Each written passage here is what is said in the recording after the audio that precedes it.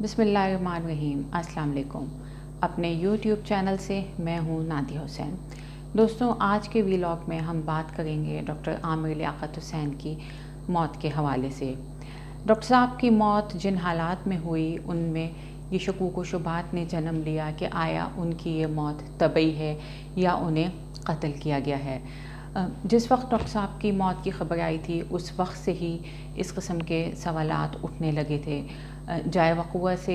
کچھ شواہد ملے تھے یا پولیس نے جس کنڈیشن میں ڈاکٹر صاحب کے ڈیڈ باڈی ملی تھی، پولیس کو اس وقت ہی کچھ اندازہ ہوا تھا، جس کی بنا پہ اس وقت بھی ابتدا میں ہی ڈاکٹر صاحب کے پوسٹ مارٹم کے لیے درخواست دی گئی تھی تاکہ ان کی موت کی وجوہات کا پتہ لگایا جا سکے۔ لیکن جس وقت ان کی تدفین سے پہلے ان کے سابقہ اہلیہ نے اور ان کے بچوں نے پوسٹ مارٹم کی اجازت نہیں دی تھی، جس کی وجہ سے ڈاکٹر صاحب کو بغیر پوسٹ مارٹم کے ہی دفنا دیا گیا تھا۔ لیکن اس کے بعد ہم نے دیکھا کہ کچھ دنوں کے بعد ہی ایک فریق نے عدالت میں یہ درخواست دائر کی کہ ڈاکٹر صاحب کی موت جن حالات میں ہوئی ہے ان میں یہ پتہ لگانا ضروری ہے کہ ان کی موت کی وجہ کیا ہے۔ ظاہر ہے کہ ڈاکٹر صاحب جن حالات سے گزر رہے تھے تو ان کے ساتھ تو وہی معاملہ ہوا ہے کہ اب تو گھبرا کے کہتے ہیں کہ مرے جائیں گے، اور مرے کے بھی چین نہ پایا تو کدھر جائیں گے۔ ڈاکٹر صاحب اپنی موت کے بعد سے بھی ان کو یہ کوشش کی جا رہی ہے کہ کسی طریقے سے ان کی موت کو بھی متنازع بنایا جائے، جیسا کہ ان کی زندگی کے آخری دنوں کو جو صورتحال سامنے آئی تھی۔ تو اب یہ معاملہ عدالت میں ہے، ان کی پوسٹ مارٹم کے حوالے سے ایک قانونی جنگ شروع ہو چکی ہے۔ ابھی جیسا کچھ وقت ان کی وفات کے کچھ دنوں کے بعد ایک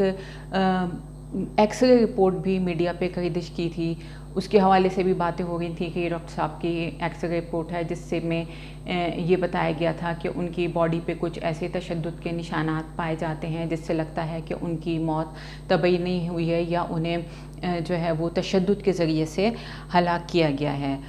کچھ وقت کے بعد یہ بہرحال اس کی تصدیق نہیں ہو سکی کہ آیا یہ رپورٹ اصلی تھی یا نقلی تھی۔ کچھ لوگوں نے یہ دعویٰ کیا کہ یہ ڈاکٹر صاحب کی ایکس رے رپورٹ نہیں ہے۔ اصل صورتحال کا پتہ جو ہے وہ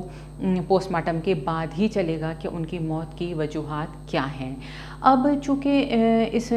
ڈاکٹر صاحب کے آخری وقتوں میں جو ان کے حالات تھے اس وجہ سے ان کی موت کے وقت سے اب کئی فریقین جو ہیں وہ موجود ہیں۔ ایک تو ان کی موجودہ اہلیہ ہیں، پھر ان کی سابقہ اہلیہ اور بچے ہیں، اور پھر پولیس بھی ہے، کیونکہ جن حالات میں ان کی ڈیڈ باڈی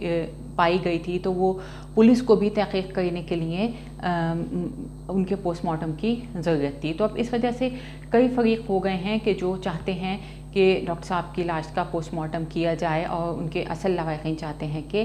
نہیں کیا جائے۔ اب بہرحال یہ بات کیونکہ ڈاکٹر صاحب کی موت مشکوک حالات میں ہوئی اور موت بظاہر مشکوک ہی لگتی ہے، تو اس کے لیے یہ جاننا ضروری ہے کہ یہ جو ان کی موت کی وجوہات ہیں وہ پوسٹ مارٹم کے بعد ہی سامنے آئیں گی۔ لیکن اب جو ان کے اصل اور حقیقی ورثہ ہیں، یعنی ان کے جو بچے ہیں، وہ نہیں چاہتے کہ ڈاکٹر صاحب کا پوسٹ مارٹم کیا جائے۔ عدالت نے اس سلسلے میں اب خبر کشائی کا حکم بھی دیا تھا، لیکن وہ ان کے بچوں نے عدالت سے یہ حکم ابھی رکوا دیا ہے، اور ابھی فی الحال جو ہے وہ ان کی خبر کشائی نہیں ہو رہی تاکہ ان کا پوسٹ مارٹم کیا جا سکے۔ لیکن اب کچھ لوگ یہ سوالات یہاں پہ اٹھا رہے ہیں کہ آخر کیا وجہ ہے کہ ان کے بچے یا ان کی جو امیڈیٹ فیملی ہے وہ کیوں نہیں چاہتی کہ ڈاکٹر صاحب کی لاش کا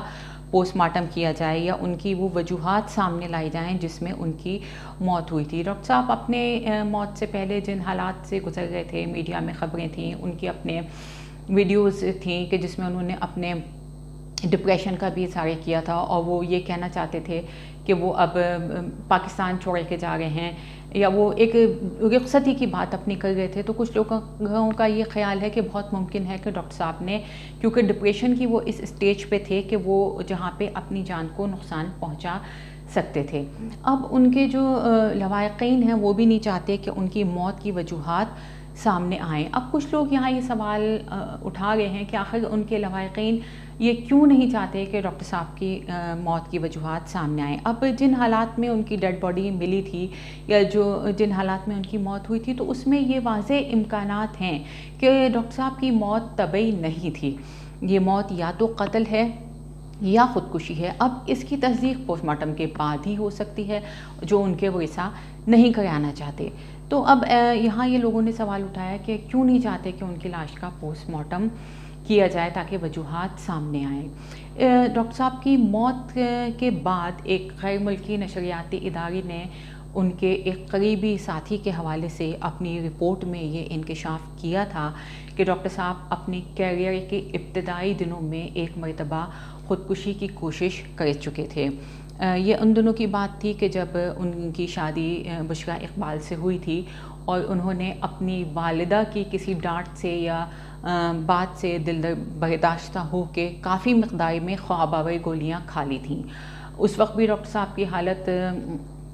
خطرے میں تھی اور انہیں اس وقت بھی اسی اسپتال کراچی کے لے جایا گیا تھا جہاں پہ انہیں موت کے بعد لے جایا گیا یا جہاں ان کا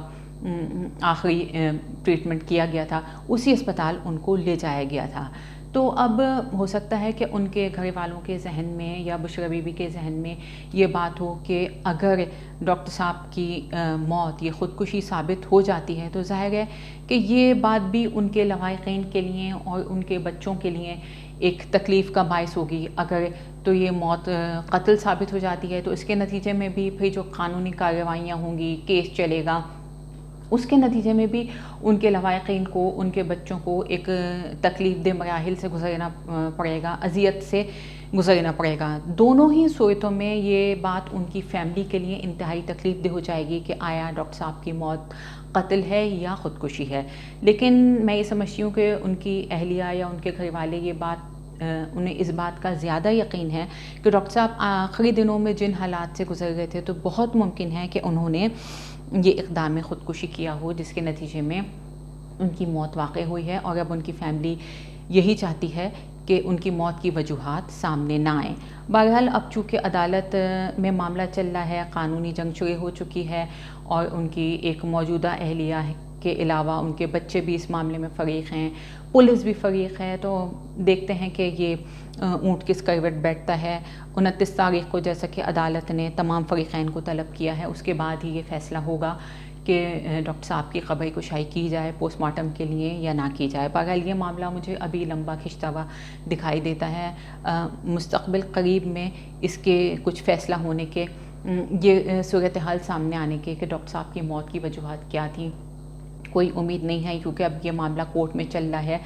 تو یہ قانونی جنگ طویل ہو سکتی ہے اور ہوگی بھی، کیونکہ ہمارے یہاں عدالتی معاملات آپ کو پتہ ہے کہ کتنے طویل ہو جاتے ہیں، اور پھر اس معاملے میں ایک نہیں کئی فریقین ہیں، ایک فریق عدالت جاتا ہے، ایک حکم لیتا ہے، دوسرا پھر جاتا ہے، دوسرا حکم لیتا ہے۔ تو اب دیکھتے ہیں کہ یہ معاملات کب تک چلتے ہیں اور ڈاکٹر صاحب کی موت کی وجوہات کیا تھیں، یہ عوام کے سامنے کب آتی ہیں۔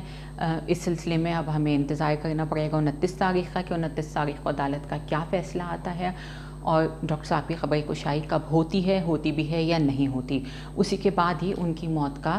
تعین ہو سکے گا۔ اب تک کے لیے اتنا ہی، اگلے ویلاگ تک کے لیے اجازت دیجیے، اللہ حافظ۔